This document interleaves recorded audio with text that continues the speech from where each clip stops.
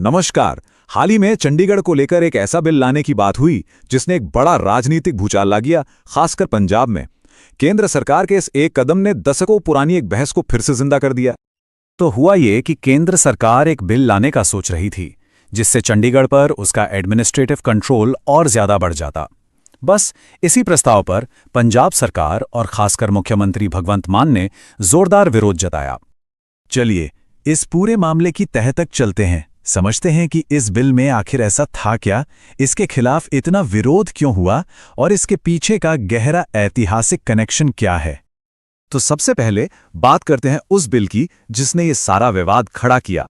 Plan ये था कि संसद के विंटर सेशन में 131वां संविधान संशोधन बिल लाया जाएगा और इसका सीधा साधा मकसद था चंडीगढ़ को भारतीय संविधान के आर्टिकल 240 के दायरे में लाना। अब सवाल उठता है कि ये आर्टिकल 240 इतना खास क्यों है। आसान भाषा में समझिए, ये आर्टिकल प्रेसिडेंट को यानी एक तरह से केंद्र सरकार को कुछ चुनिंदा यूनियन टेरिटरीज के लिए सीधे सीधे नियम बनाने की पावर देता है। जैसे अंडमान और निकोबार इसी के तहत आते हैं, लेकिन दिल्ली और पुडुचेरी नहीं।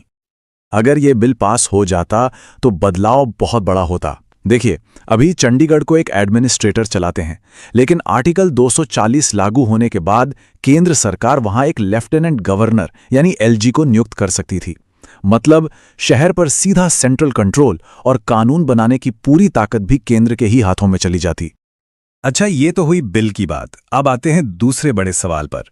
पंजाब ने इसका इतना जबरदस्त विरोध आखिर किया क्यों?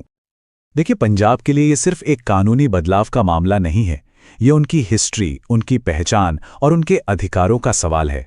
उनका मानना है कि चंडीगढ़ ऐतिहासिक रूप से पंजाब का है और उनसे बिना पूछे ऐसा फैसला लेना, इसे उन्होंने फेडरल स्ट्रक्चर पर एक हमला माना। मतलब उस सिस्टम पर जिसमें केंद्र और राज्यों के बीच पावर का एक बैलेंस होता है। पंजाब के लीडर्स की जो भावना है वो इस एक लाइन में साफ हो जाती है। उनके लिए चंडीगढ़ सिर्फ एक शहर नहीं, बल्कि उनकी पहचान का एक ऐसा हिस्सा है जिस पर वो अपना दावा कभी नहीं छोड़ना चाहते। इस पूरे विवाद की जड़ों को समझने के लिए हमें थोड़ा सा इतिहास में झांकना होगा। कहानी शुरू होती है 1947 से।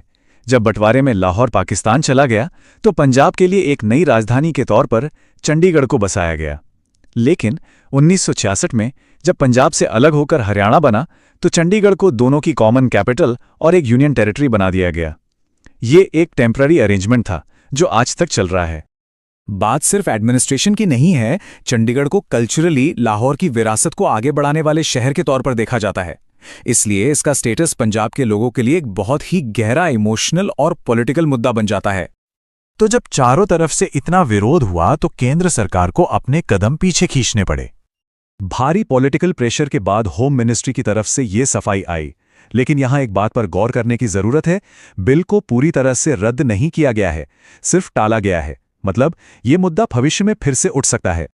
इस फैसले पर पंजाब के मुख्यमंत्री ने राहत तो जताई, लेकिन साथ ही एक कड़ी बात भी कही कि भविष्य में चंडीगढ़ से जुड़ा कोई भी फैसला लेने से पहले पंजाब की राय लेना जरूरी होना चाहिए। तो अब आगे क्या? क्या ये मुद्दा हमेशा के लिए सुलझ गया है? शायद नहीं। कई सवाल अब भी बाकी हैं। क्या सरकार इस बिल को भविष्य में फिर से लाएगी? इस पूरे विवाद पर हरियाणा का क्या स्टैंड है? और सबसे बड़ा सवाल, क्या चंडीगढ़ की इस स्थिति का कोई परमानेंट सॉल्यूशन कभी निकल भी पाएगा? तो भले ही फिलहाल ये टकराव टल गया हो, लेकिन इस एक घटना ने चंडीगढ़ के भविष्य को लेकर दशकों से सुलग रही बहस की आग को एक बार फिर से भड़का दिया है। ये एक ऐसा सवाल है जिसका जवाब आने वाला वक्त ही देगा।